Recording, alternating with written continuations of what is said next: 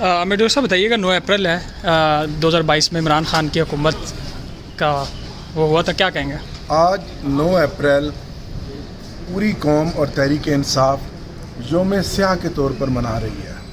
آج کے ہی دن regime change کے ذریعے ایک سازش کے تحت عمران خان صاحب کی وہ حکومت جو ملک میں عوام کو ریلیف دے رہی تھی اور ترقی کر رہی تھی، اس کو شب خون مار کر اتارا گیا۔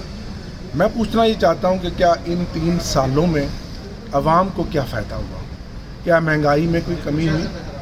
کیا ملک کی معاشی حالت بہتر ہوئی؟ کیا ملک میں بد امنی اور دہشت گردی کا خاتمہ ہوا؟ کیا ہمسایوں کے ساتھ تعلقات بہتر ہوئے؟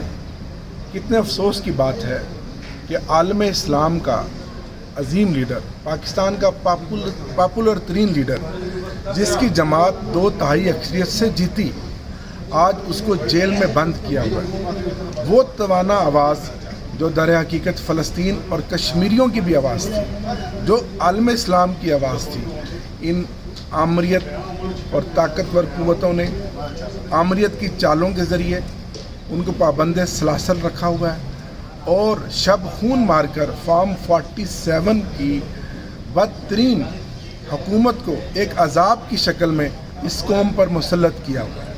تو ہم اس کی مزاحمت کرتے ہیں۔ آج کے دن کو ہم یوم سیاہ کے طور پر منائیں گے اور ہم مطالبہ کرتے ہیں کہ عمران خان کو رہا کیا جائے۔